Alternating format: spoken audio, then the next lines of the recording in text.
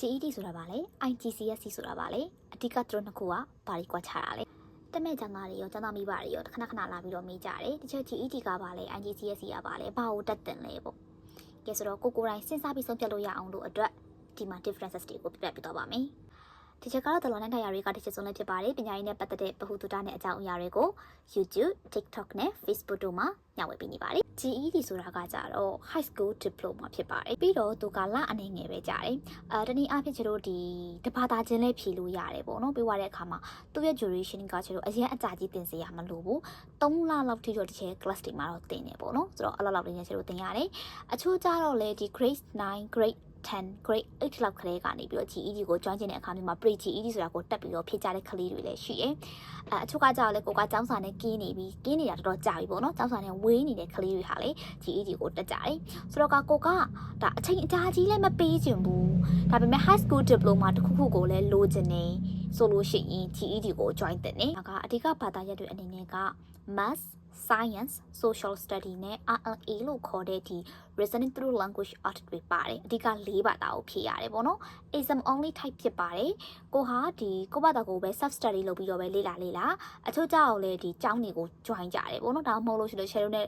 ပကူလက်ရှိတင်နေတယ်လို့မျိုးပဲ homeschooling ပုံစံမျိုးလုပ်ပြီးတော့လေဝင်ပြီးတော့ဖြည့်လို့ရတယ်ဒီဖြည့်လို့ရတဲ့ high school diploma ဒီ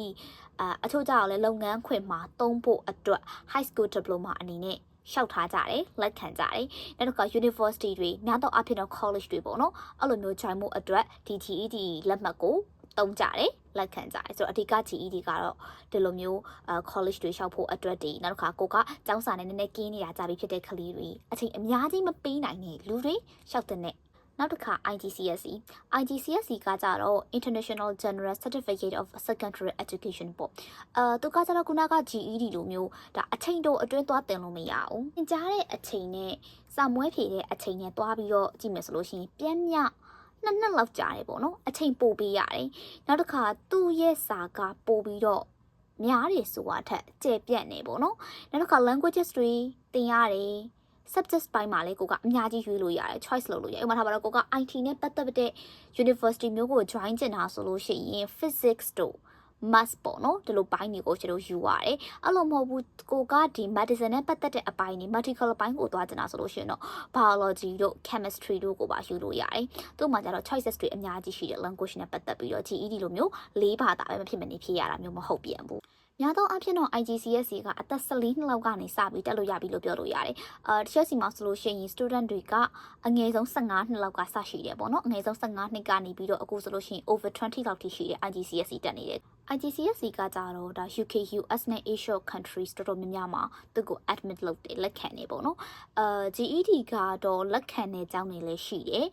ဒါပေမဲ့ကိုက university or college ကို join မယ်ဆိုလို့ရှိရင်ကို join မဲ့ဒီ university သို့မဟုတ်ကို join မဲ့ college ကကိုရဲ့ဒီမှာရှိထားတဲ့ certificate ပေါ့နော် GED ဆိုလဲ GED certificate ကိုလက်ခံလား IGCSE ဆိုလဲ IGCSE ကတော့လက်ခံတာများတယ်ဒါပေမဲ့ IGCSE ဆိုလို့ကိုရဲ့ဒီလက်ရှိရထားတဲ့ဒီဟာကိုလက်ခံလားပေါ့ဒါကိုအရင်ဦးဆုံးတေးချာစုံစမ်းပြီးတော့မှ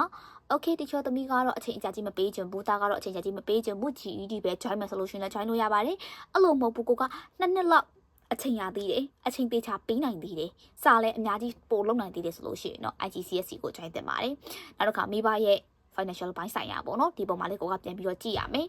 အဲ့လိုကြည့်ပြီးတော့မှမိဘတွေရောနောက်တစ်ခါကျောင်းသားတွေရောကကိုနဲ့အကိုက်ညီဆုံးဖြစ်တဲ့ဒီတင်ကြားရေးစနစ်ကိုရွေးချယ်နိုင်ပါတယ်ဆိုတော့နောက်များမှာလည်းအခုလိုမျိုးပဲပေါ့နော်တစ်ချက်တိတလောက်တက်တလောက်လေးအကုန်လုံးကို sharing လုပ်ပေးသွားမှာဖြစ်တဲ့အတွက်ကြောင့်မလို့ YouTube channel TikTok channel နဲ့ Facebook page တို့ကိုပါ follow လုပ်ခဲ့ပေးလို့ရပါတယ်ရှင်အားလုံးကိုကျေးဇူးများကြီးတင်ပါတယ်